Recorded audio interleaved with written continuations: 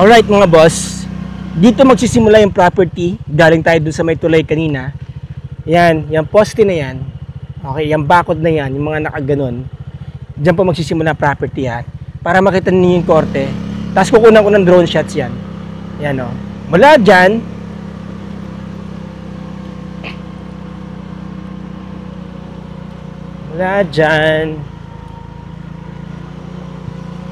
naputol dito. Right? Naputol dyan. Tapos, dumire-diretso pa ganun. And then, from there, dudugtong uli yan somewhere dito. Kaya magandang makuna natin ng drone shots ng maigi mamaya. Tsaka makahingi ako ng actually na-i-vlog ko na to kahapon, binalikan ko lang ngayon kasi yun nga, may bagong details na kasama pa pala yun. And then dito na naman nagsimula uli yung frontage niya. Ayan, nakita niyo yung bakod. Ayan. So yun, tuloy-tuloy lang tayo, no? Tuloy-tuloy lang natin.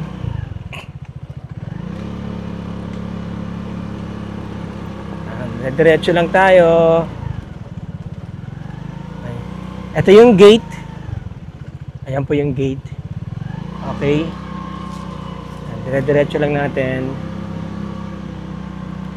Tapos, iyon. Umuka uli dyan yung sinasabi ko. Akod. So, dito, pagdating dito, pumasok siya. Doon. Tapos, nag-corner po doon. Pag ganun. Pumasok uli dito. Yung bakod. Yan. Sinasabi ko, hanggang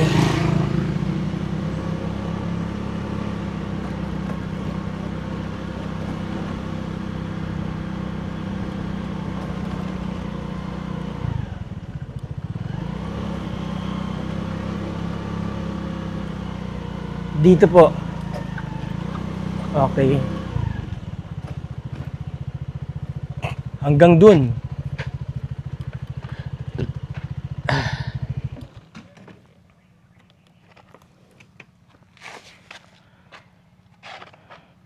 Alright, galing tayo doon. Tingnan natin mamaya kung mapadaanan natin kay Chokokoy, no? Hanggang doon ng bakod. Sir, vlog ko lang tong binibenta ni, Sir, pwede pong pumasok lang sandali. Silipin ko lang dyan. Hanggang dito ang bakod niya. Ang haba pala ng bakod dito, sir, no? Diretso lang to, sir. Hindi naliligo yan. Diretso na lang ito. Hanggang sa ilog. Ayun, dire-diretso na to.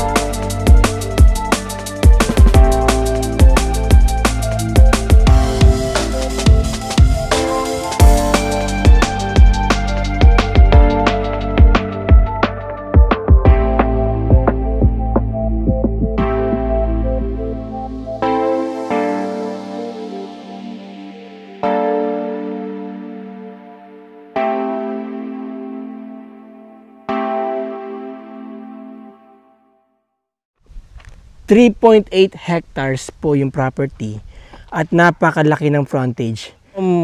From here, sa property na to, palabas po ng National Highway is about 3.5 to 3.8 kilometers.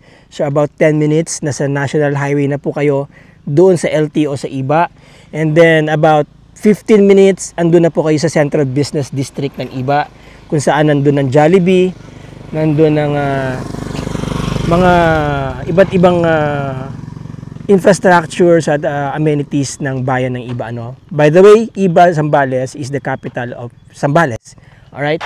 Now, ito ang view dyan sa harap nito. Ayan, mountain view, nakita nyo, ang ganda. Okay, now, from here, going to Olongapo is about 2 hours, 80 kilometers. I-consider natin yung traffic, of course. Tapos, going to San Fernando, Pampanga is about 3 hours, about 140 kilometers. From NLEX, Balintawak Toll Plaza, it's about 190 kilometers or about 5 hours and 30 minutes. Papunta po dito. Okay? Now, itong property, fully fenced, itong kanyang frontage, gate, may gate po siya. Tapos may 80 mango trees. So bukod sa mango trees, may nakikita akong kagaya nito. Meron siyang buho. Ang gaganda na ng buho. Ang lalaki na. No? Tapos may mga iba't ibang puno. May sampalok dito. And then meron ditong old house. Rough finish. Yan. Hindi na po tayo papasok. Typical naman yan, may kwarto siguro yan, and then mayroong ito, may veranda dito. Yan. Medyo matagal na yata hindi natirahan to. Pero sige, silipin na lang natin kasi baka bigla may bumulagang multo. Yan. Okay. And then ito po yung kanilang source ng tubig. Pwede nyo pakapitan to ng electric water pump. Ayan, may jetmatic, may tubo na, at doon may ihawan sila, no? Tapos dito, yun yung boundary niya, may nakikita po akong puno ng langka na nakapasok sa loob. And then ito, ano po yata yan, dates. Okay? Kasi may mga puno ng mga kawayan, ganito, talisay, ano po. Pero ito po talaga ay mango orchard. Okay? And then here, meron na pong toilet dito. At saka shower na rin siguro yung shower area. Okay, yan. Nakatabi dito sa kabuhuan. Yan, buho, ang dami. Yan pa lang po marami na kayong magagawa dyan. Eto, nakalak yata. Hindi, yan. Naka-tiles na rin, ano. Yan, may gripo. So, sabihin may connection na po ng tubig dito. Alright? Now, dito, papunta doon, mayroon pong ilog. Yes, may ilog po itong property. Yan.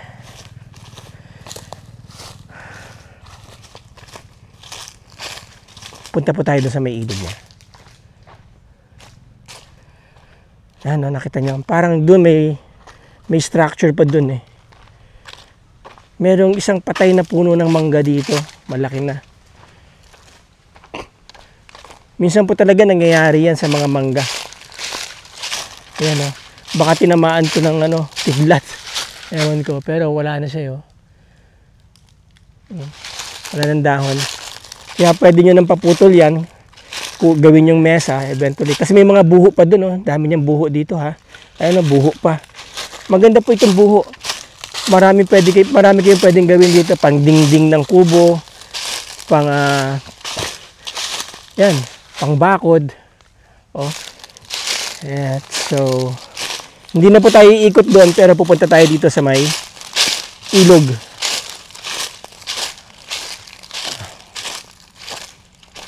Hanggang doon po yung bakod ng property. Papunta doon. Alright. Dito yata kami dumaan kanina . Saan ba ako dumaan? Dito yata.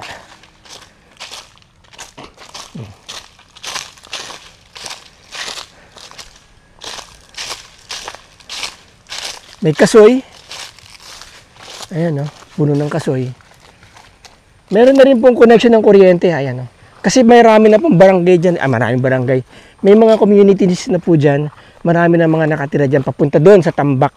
Actually, meron kaming na-ibentang property doon sa unahan.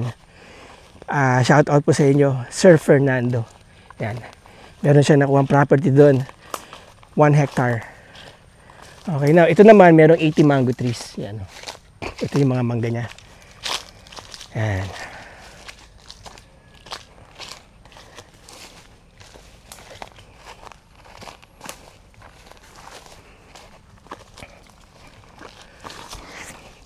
Hindi lang nakiklearing kasi walang walang caretaker pa. Ayan hanggang dyan po yung property niya, kalsada po yan. Dire-diretso pa ganun. Ayan. Malaki po ang frontage, no? Tingin ko hindi lang yan 200. Baka nasa 250 meters ang frontage nito. Ayan, hanggang dun. Alright? So dito medyo may palalim ng konti dito, no? So mayroon siyang hilly part, slope pala, slopey part. Ayan. Hanggang dun po yung property. Ngayon kung makakakuha po tayo ng ng lot plan, ilalagay ko po dyan sa screen yung korte ng property, para makita niyo magkaroon kayo ng idea. Pero ito yung makikita nyo dito sa ground. Okay, now, nandyan yung ilog. Ayan. Hanggang doon po yan sa baba dito. Ayan. May nara tree. Okay, may mga saging, no? Hanggang doon sa baba, ayun, no? Kaya marami kayong pwedeng gawing development po dito sa property. Kapag naasikaso po ito ng maayos. Maganda po itong property, no? 3.8 hectares. Pwede nyo rin i-subdivide ito. Kasi marami na sabi ko nga, marami ng mga kabahayan dyan. At by the way, sabi ko nga, nasa Iba, Zambales to. Malapit lang po ito sa Central Business District ng Iba. Okay? Tapos dito, puno ng aure. Itong puno ng aure, pag pinuputol yan, at habang natutuyo siya, amoy ebs. Oo. And then here, may puno ng, ano kaya ito, may bunga yun. Yung ang daming bunga, arate, cereales. Yung nilalapirot muna bago kainin. Ayan may hinog na siya. May puno ng cereales. Okay bihira na lang po yan. Ito ang bunga niya. Puno ng cereales. Ayan Yan. Ayan yung mga puno na mga fruit bearing trees na hindi nyo na kailangan sprayan. Hindi nyo kailangan. Basta namumungat talaga siya. So very organic itong bunga ng puno na to. Ang dami rin mamunga yan. Po. Masarap po yan. Nilalapir-lapirot tapos sinisip-sip. Nagsunog yata sila dito kaya yan may mga namatay na mga branches, no? Tapos may mga nakikita ako mga mga clusters ng mga buho. Napakalaking bagay po niyan kasi may mga kawayan kayo dito. Magagamit niyan sa mga sa mga project yung kubo-kubo. Tapos ito na yung ilog, di ba? Now, dito mataas and then pa-slope pababa. Hanggang doon yung property, Okay, ito na yung ilog. Marami pong naliligo dito. Ang tawag dito kabatuhan. Yan. Ang ganda ng mountain view. No? Kita niyo yan? Ganda ng mountain view. Unfortunately, may nagsunog siguro dito. Kaya yan, namatay yung ibang branches. Pero naman yan, mabubuhay pa yan. And then here, ito yung kinakain ng mga bees. Kung mag-aalaga kayo ng mga bees dito, magpadami kayo ng ganitong puno. Ayan Pinupuntahan ng mga bees yan. Para sa nectar nila.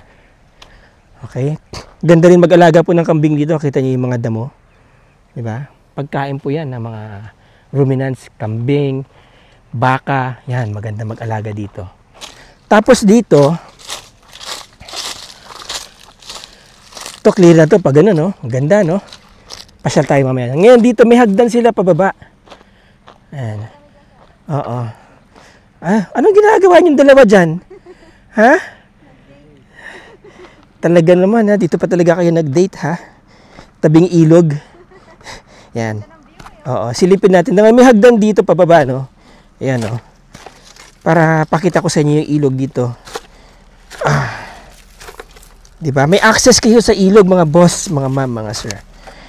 Tapos, ano pa, medyo traily yung kanyang dating, diba? Ayan, no? Yan. Ito yung access sa ilog. Hindi na tayo masyadong bababa, baka madulas ako eh. But anyway, yan ang pababa ng ilog. Ayan, no? Ganda ng ilog, diba? Oh. Yan ang ilog. Ganda. Hanggang dun yan. Excuse me. Yan. Baba pa tayo ng konti. Para kasing dadaos-dos ako eh. Ayan. Yun. Wow. Ganda dito mga boss, mga ma'am, mga sir. So pwede kayong bumaba papunta dito. Yan. Baba na tayo. Dito na lang din tayo eh.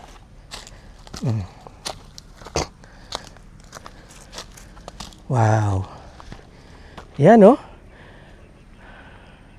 Ang ganda ng property mga boss, mga ma'am, mga sir. Meron kayong access sa ilog. Yan, walang magmamay-ari niyan. Mai-enjoy niyo pa 'to ng matagal na panahon. Hindi siya mapupulyot kasi wala pang masyadong bahay yung pinanggalingan niya. Galing yan doon sa bundok. No, kaya malinis pa talaga oh. Ayan oh. Ang property po dire-diretso yan papunta doon. Okay, ayan, ilog. Oh. 'Di ba? Oh, may mga isda oh, maliliit. Wow. Wow, malinis ang tubig mga boss. Tapos ito, bato siya oh. Oh, ayan oh. Ganda. So, nandun ang west, sunset, at nandun ang sunrise. Yan, ayan. Part ng property pa rin yan. Oh. Meron kayong cliff dito, no? Ayan. Dire-diretsuhin na natin.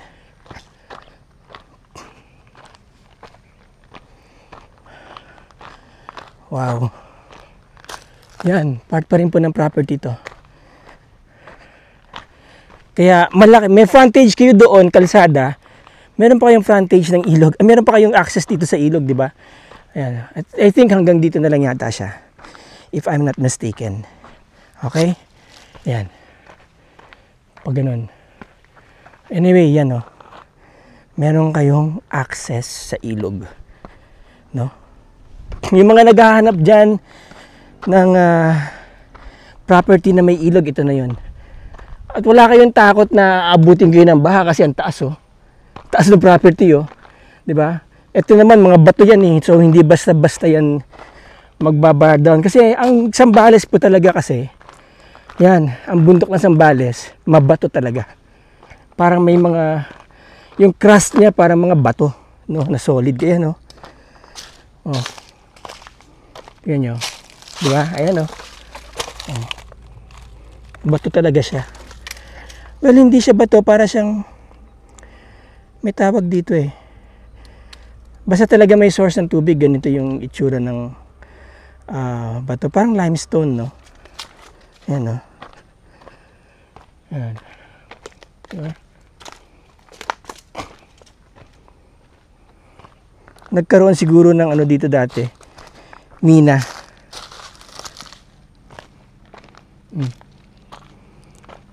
Ayan.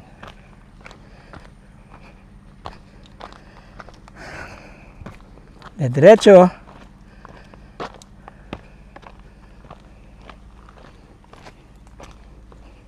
Yun. So, ang property, pag ganun. Sakop pa po yan. Feeling ko yan, no? Yan. Dire-diretso papunta doon.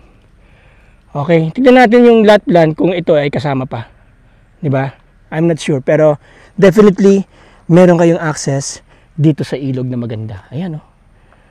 Parang ang sarap tumambay dito. Dito malilim na eh.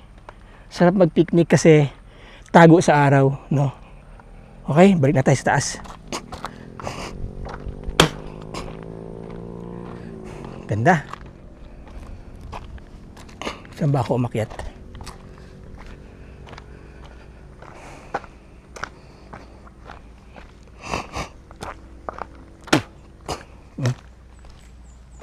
Ganda ng view. Nawala na yung hagdan na inakitan ko ah. Saan na ba yun? Oo nga no, saan ako umakyat? May maligno yata dito ah. Hindi.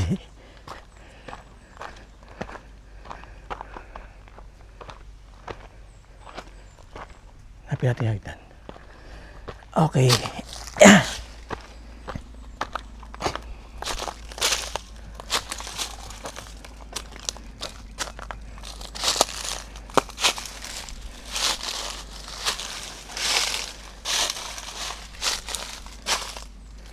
Naliligaw ako mga boss.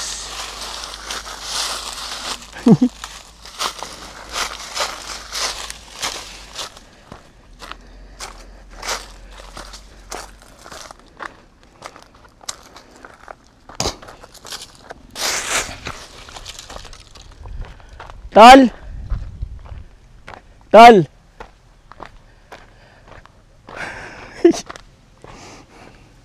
Nasaan yung hagdan?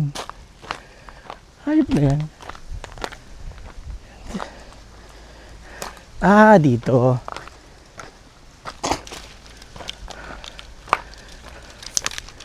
Dito. Dito ako bumaba. Hinahanap ko doon. Ayan. Anyway, ayan, meron naman kayong access talaga. Oops! Sa ilog. Dahan-dahan lang. Ayan. Adventure nga, di ba? Yun, ayan oh. May path. Okay, papunta tayo dun sa ginawa nilang hagdan. Ito yung hagdan, hindi halata. Yun. Paakit sa taas. So, sinemento nila.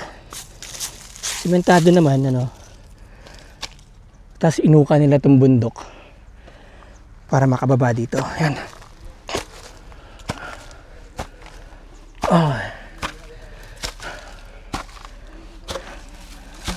Alright. Ang ganda. Naligaw pa ako. Hinahanap yung hagdan doon, di ko makita. Ayan. So, kasama pa kaya hanggang doon yung property? Hanggang doon kasama. Okay. Pwede na tayong bumalik, ma'am. Sir. Ayan. 3.8 hectares. Huh. Anyway, hanggang doon yung property, ano? Sabi ko sa mga malaki-laki po. Oo. Ang ganda nito. Pwede niyong i-develop to sa ano, parang, oo, farm resort. Oo. Farm resort. Kasi pag na-clearing to, kitang-kita niyo yung ilog tsaka yung mountain view. Slope pababa eh. Doon tayo galing mga boss ha. Okay. Ayan, ito pag na-clearing nyo rin yan, kita nyo yung ilog dito. Ki-clearing lang to.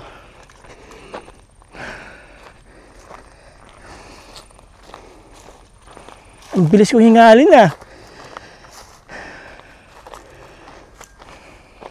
Mainit po kasi ang panahon ngayon.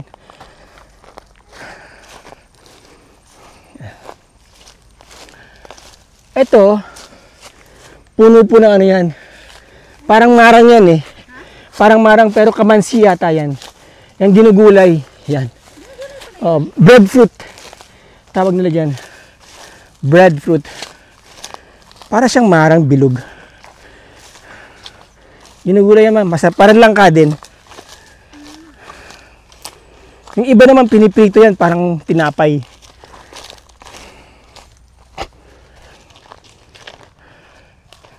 Maganda po itong property. Maganda itong property. Marami na rin mga kabahayan dito. Very ideal po ito. Itong gawing farm resort. Mango Farm Resort. With river access. No?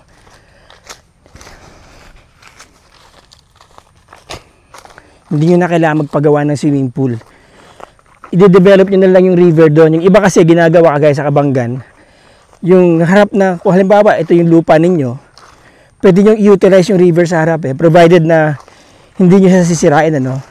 So, pwede kayo maglagay ng parang ano doon, parang mini dam, no. na maiipon yung tubig, tapos mag-overflow sa kabila. Yan. Pwede nang liguan ng mga tao, pwede nyo i-develop yung river na yun. Kukunan nyo lang ng permit yan for agri-ecotourism. So there you go mga boss, mga ma'am, mga sir. Recap po tayo sa property. Again, ang property ay nasa 38,000 square meters or 3.8 hectares. Selling for 800 pesos per square meter. So that's about 30,400,000 ang presyo po ng property na to. Maganda po yan. Titulado ang property, so secured ng title lang yung investment. Malapit po sa National Highway, about 10 minutes. 15 minutes to Central Business District ng Iba, Zambales. Iba, Zambales is the capital of Zambales. About 5 hours or 190 kilometers from Metro Manila. Okay? Again, mga boss, mga ma'am, mga sir, sa mga interesado po dyan for viewing, yan po ang aking contact details. Ano po ang aking Facebook link? Andiyan po sa link ng video na to. Diyan nyo po ako message. Call me. Kung hindi ko man po masagot ang inyong tawag within 24 hours, I'll get back to you. Alright? Sa mga gusto magpa-vlog ng kanilang mga properties dyan, yan din po ang aking contact details. Pag-usapan po natin. Okay? Again, maraming salamat sa inyo mga boss, mga ma'am, mga sir. Till the next video. Ciao!